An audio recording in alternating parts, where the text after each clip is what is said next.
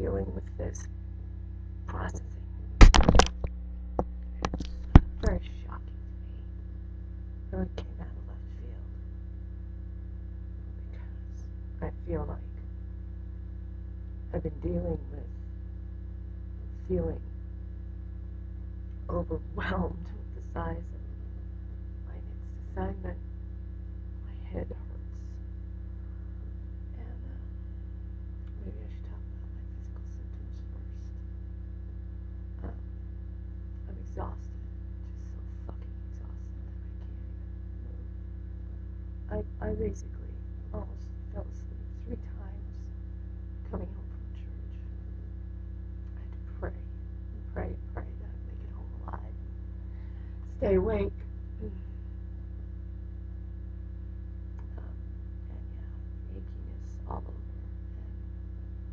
and headache, tight, some third eye involvement because there's pain here and pain here. And I hate it when my glasses have reflections. Take those off, I guess. Okay. I don't need to see myself.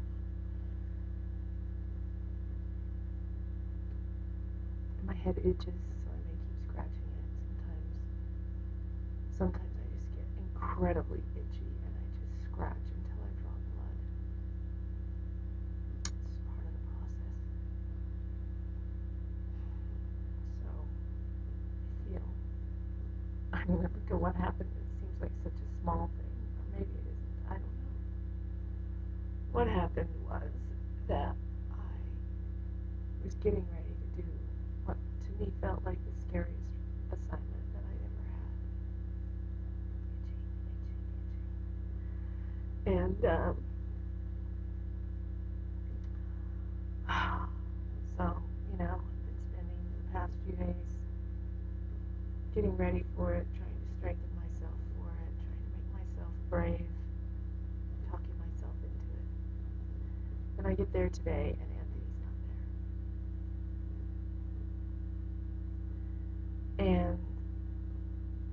And then for it to be the full moon in Sagittarius, which is about speaking the truth and getting the message out, and then just being so frustrated, not able to get the message out.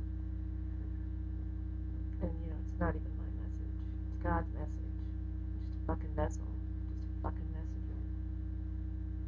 So, it's not up to me when it gets out. It's not up to me how it gets out. It's not up to me if it gets out. I'll be used. So I'm being used.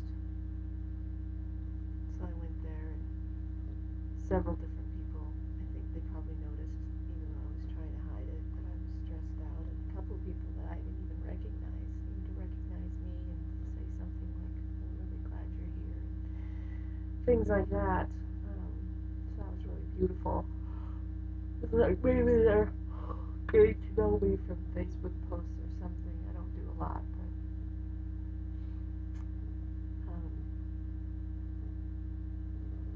it seemed like a small thing. Well, Anthony's not there, big deal. Well, now I don't know exactly when to approach him or how. Should I wait until next Saturday? That just doesn't seem fair, because I feel absolutely tortured by this. Absolutely tortured. Just suffering. I feel like I'm just suffering, and maybe that's it. I have to give some more lessons on how to suffer. What looks like is about to happen is profound love. That's what it looks like is going to happen. If things happen the way they're supposed to, that my church finally embraces me, that's awesome. And that'll be amazing, and that'll be so much love. It breaks the mind.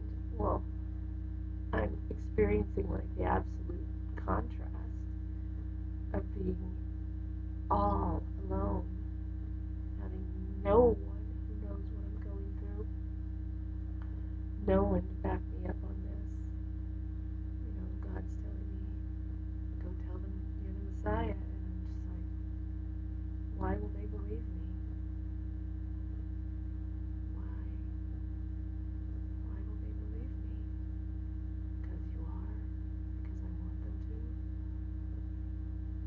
you didn't want Trevor to believe me. You wanted Trevor to completely demonstrate the hypocrisy of the Christian church, and it's all wonderful. And I don't think that this is PTSD over that.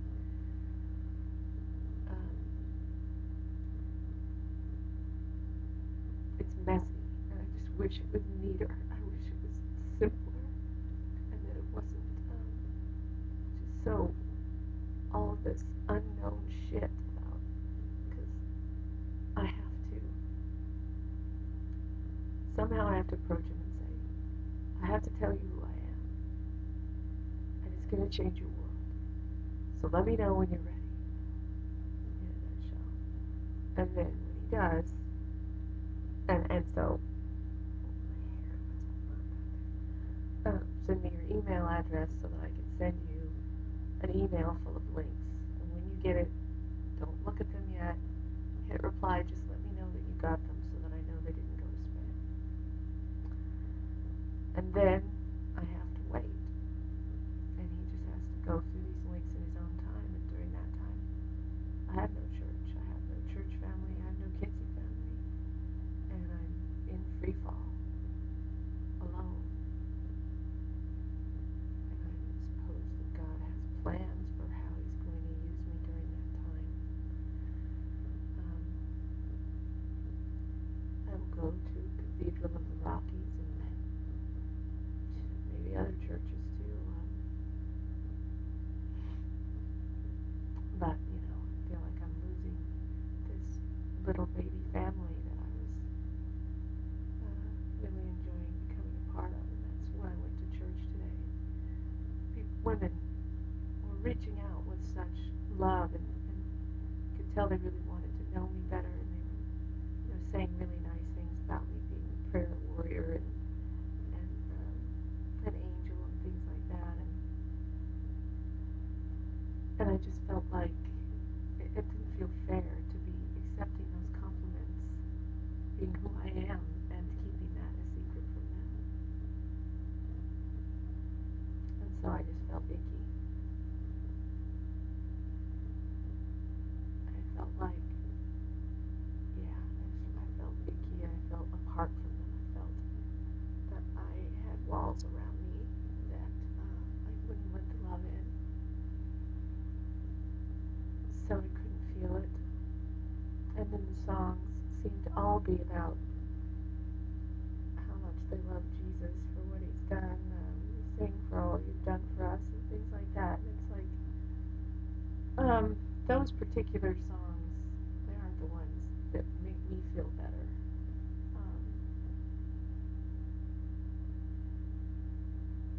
And then you are all that you say you are. It's like, is that God telling me you are all that you say you are? All that shit I make you say, you are all that. Like, okay, I guess, if you say so. Sit here all hunched over for hours. It's bad posture. So, these beautiful people that I want to know, and I'm cut off from them, and I have a secret now that I have to expose, and I have to wait, no control,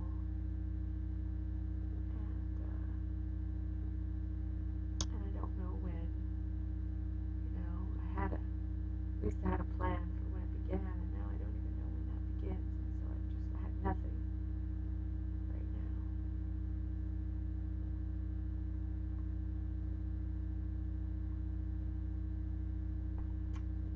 Chewing my cuticles, it's really gross.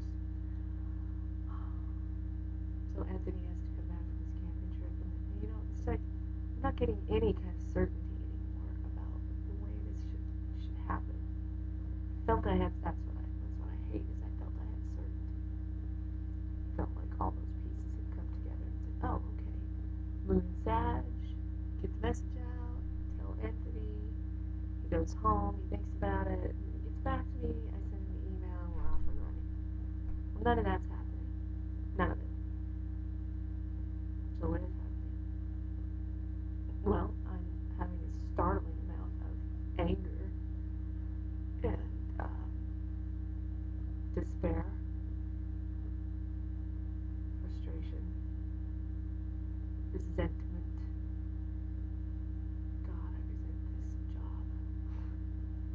I know sometimes I'm like, thank you for using me this way.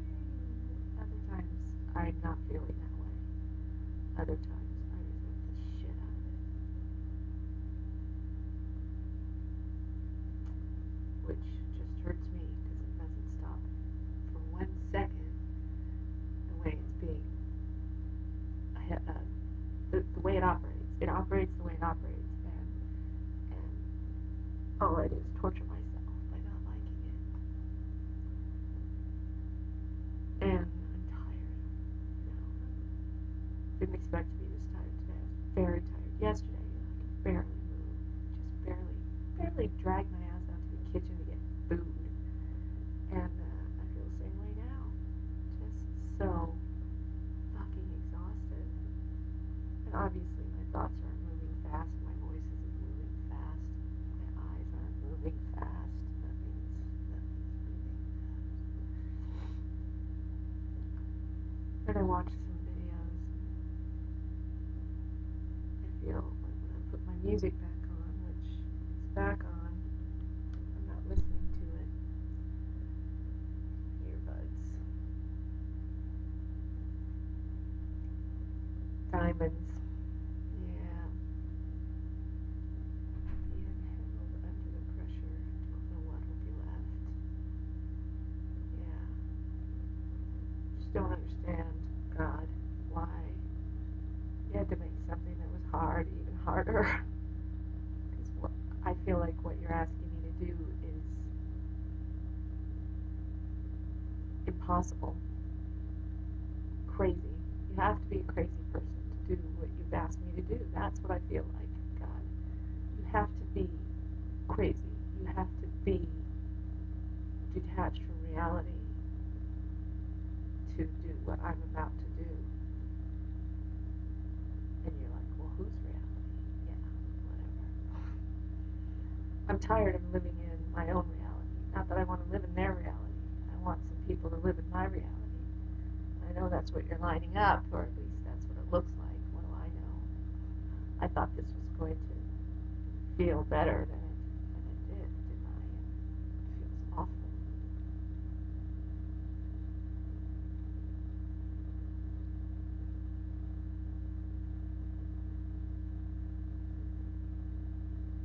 But I'm just tired of being the only one who lives in this reality. And it makes me feel totally crazy to be the only one living in this reality. And when I'm in my Twitter feed, when I'm watching my videos, when I'm reading my blog, it's all so clear and incontrovertible, as I keep saying. You know, the evidence is there, the proof is there, it's so strong. But that's the only place it exists, and it's like, well, if I lost the internet, I'd be gone. I wouldn't even exist. That's how I feel. The only place that I exist is on the internet. I don't exist here. I mean, yes, I volunteered with Kitsy and I created a miracle for them, and that felt a little bit like existing. But now that's been taken away, and I can't even hang out with those people until I tell them who I am. And I've been blocked from doing that today. It makes me want to just get crazy and break rules and stand up in front of people and just start telling them, or just start telling people, and I can't. I have to be like ridiculous cloak and dagger bullshit. I'm gonna have to be like, I'm gonna have to be, you know, I have a secret to tell you. I have to tell you who I really am. And I have to take it extremely seriously, because it is very serious. I feel like it's a matter of life and death. I feel like when Pastor Trevor brought strangers into it, he risked my life. Of course, I'm safe in God's hands, and it's like, oh, I would much rather just fucking get killed than just keep living in this limbo land. And just like, I prayed when Anthony wasn't there. I prayed, God, you know, it made me lose my faith. It made me doubt myself. It made me doubt my abilities to tell what it is God wants from me. And So then I was just like, if I'm doing something wrong, just stop me right here, right now. You know, get me in a car accident, or just stop me, just end me, just stop me,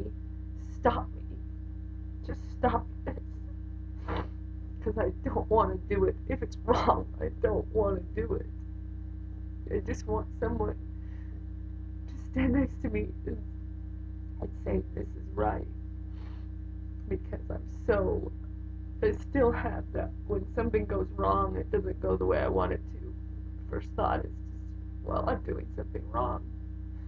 And that's not as simple as you think when you've been told that you're God and you can't do any wrong. And then you decide the hair. When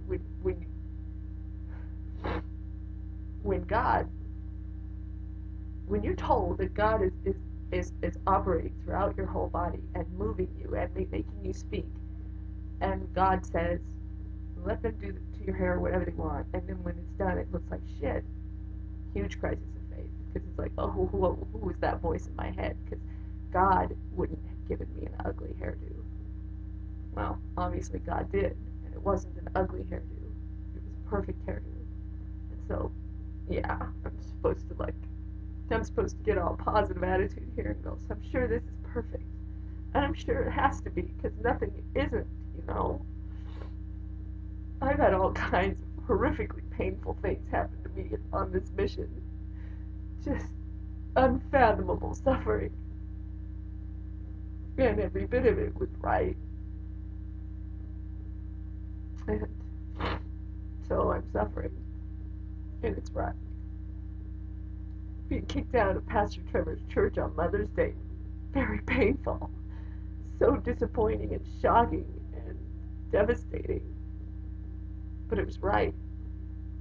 And of course I wouldn't change it. I don't have a better plan than that. It's a perfect plan. So this, I thought, was a good plan. Well, it wasn't. God's got a different plan. And I don't know what it is, but it's got to be better. So I'm just waiting and praying for help. What do you want from me? And being this exhausted, I'm sure what God wants for me and from me is to rest. And I don't have any choice anyway. My choice is whether to torture myself while I rest. So I'm trying not to do that, and I'm doing this processing too. Because it just feels so completely stormy inside my head. Like, it's complicated, and it's just a big, slodgy mess. So I thought this might help me get clear on some things. It has. What am I afraid of?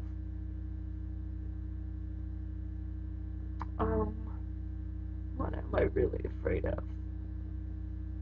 I'm afraid I won't be able to handle. That doesn't even make sense. See, I can't even finish it because I'm afraid of more suffering. And here I sit, suffering.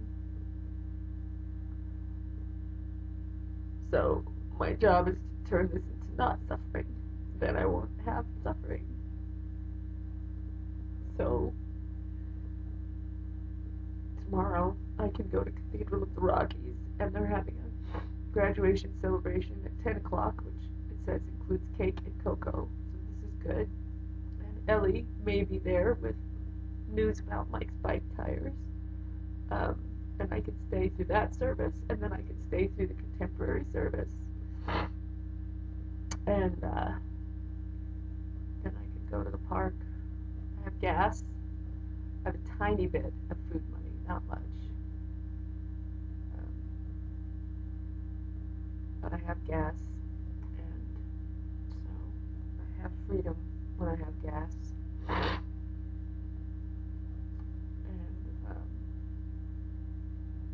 And I can just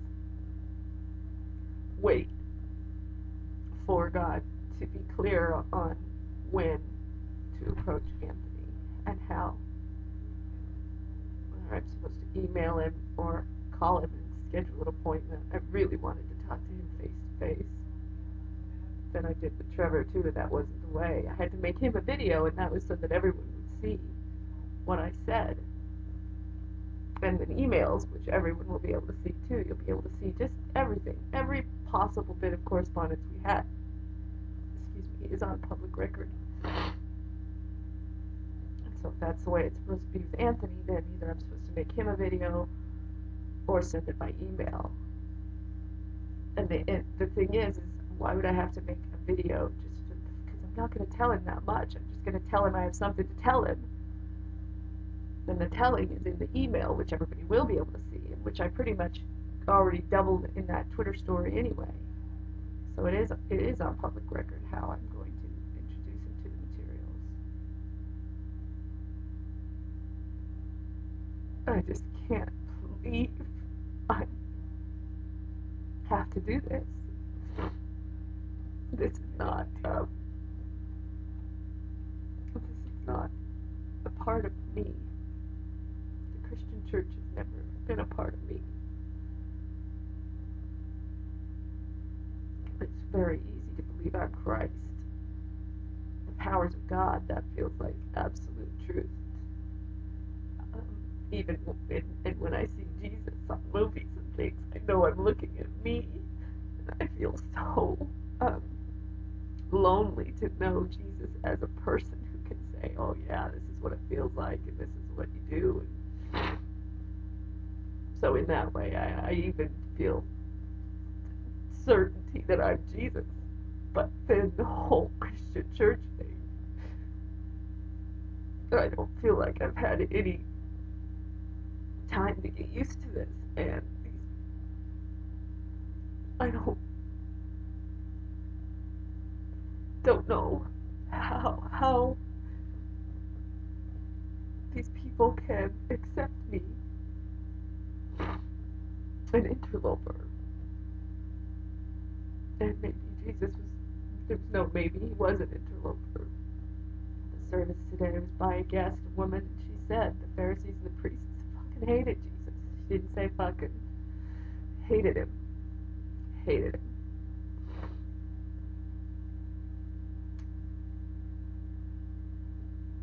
So, I didn't really know that. I did know the Christian church was going to hate me. Satana, right hand of Satan.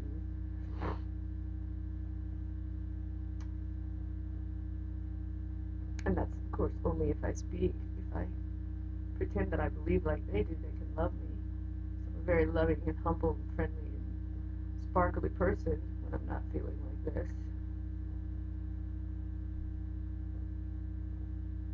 But,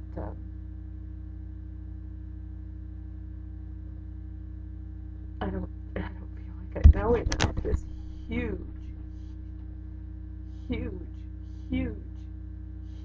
enormous destiny which has been prophesied and which millions of people think they know what it's about and how it's supposed to happen, and they're expecting things, and then the entire Christian church, they are just full of expectations and misunderstandings and understandings. In some ways they know me better than I know myself because they know who Jesus is. In some ways that I don't. They know scripture, they know more about his life, they know more about his different connections to whatever.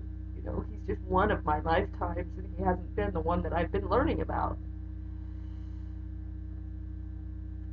So I'm told to go in there, and it's like, I don't feel it's fair.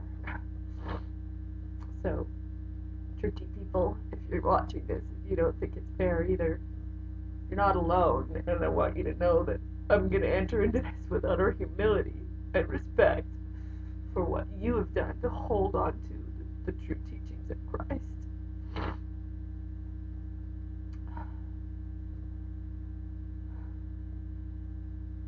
I'm so tired. So alone. So alone.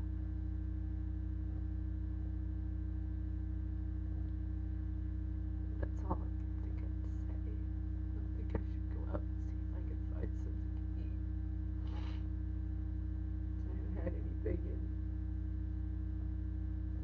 10 hours.